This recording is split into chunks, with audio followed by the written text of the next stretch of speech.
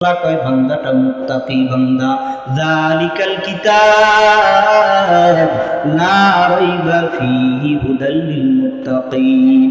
আল্লাহ কয় আমি আল্লাহ এমন একটা কোরআনুল কারীম তোমাদের কাছে পাঠায় দিলাম, যেই কোরআনুল কারীমটা যালিকাল কিতাব লা রাইবা ফীহি হুদাল লিল মুত্তাকিন।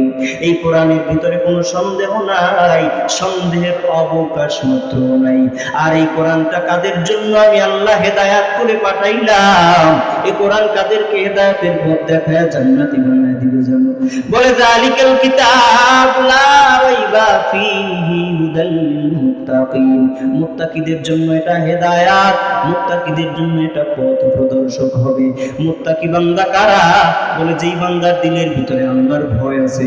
আল্লাহর ভয় আমরা তো অনেকেই মনে করি আল্লাহর ভয় আমার দিলের ভিতরে আছে, মনে হয় আমি বান্দাটা তো মুত্তাকি হয়ে গেলাম। আল্লাহ কয় মুত্তাকি কারে কয় জানো না?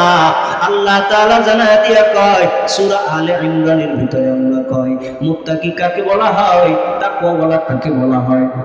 হযরতে আবু দারদা রাদিয়াল্লাহু তাআলা আনহুকে প্রশ্ন করা হয়েছে, ও আবু দারদা আপনি কি বলবেন তাকওয়াওয়ালা বান্দা কাকে বলা হয়? আবু দারদা জবাব দিয়ে বলে তাকওয়া কাকে বলা হয়, মুত্তাকি বান্দা কাকে বলা হয়। তুমি যদি আমার কাছ থেকে জানতে চাও আমি মুত্তাকির একটা গুণ বইলা দিলাম। যেই বান্দাটা মুত্তাকি হবে ওই বান্দাটার দিলের ভিতরে থাকবে আমার আল্লাহর ভয়, ওই বান্দার দিলের ভিতরে আমার আল্লাহর ভয় থাকবে। আল্লাহর ভয় থাকার কারণে বান্দা গুনাহের কাছেও যাবে না। যেই বান্দার তাকওয়া আছে ও তো গুনাহের কাছে পর্যন্ত যাইবে না। বলে যেই বান্দার তাকওয়া আছে ওই বান্দা গুনাহের কাজ তো করবেই না, বরঞ্চ ওই বান্দাটা সন্দেহে যুক্ত হালাল কাজটাও করবে না। বুঝেন নাই মনে হয়? নবীজির সাহাবীর কাছে প্রশ্ন করা হয়েছে, আবু দারদাকে বলা হয়েছে তাকওয়া কাকে বলা হয়, মুত্তাকি কাকে বলা হয়? জবাব দিয়ে বললেন মুত্তাকি হলো ওই বান্দা যে আল্লাহর ভয়ের কারণে অপরাধ করে না। আর ওই বান্দাটা শুধু অপরাধ নয়, বরঞ্চ হালাল সন্দেহযুক্ত হালাল কাজের কাছেও বান্দাটা যেতে চায় না। কারণ কি? কারণ কি? বলে এই বান্দার দিলের ভিতরে আল্লাহর ভয় আছে, তাকওয়া আছে এর ভিতরে। তাকওয়া যেই বান্দার ভিতরে থাকে ওই বান্দাটা আল্লাহর ভয় নিয়ে গুনাহের কাজ করে না। এবার আমাদের তাকওয়াটা একটু আমরা যাচাই করে নেই, পরীক্ষা করে নেই।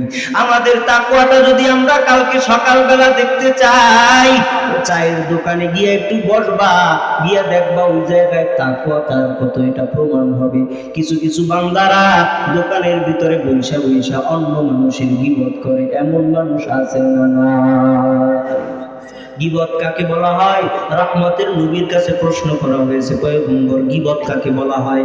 আল্লাহর নবী জবাব দিয়ে কয় যিকরুকা আখাকা বিমা ইয়াকরা। তোমার ভাইয়ের সম্বন্ধে এমন কথা বলা যাবে না যেই কথাটা তোমার ভাই পছন্দ করে না। যদি এই কথাটা বলো এটা তোমার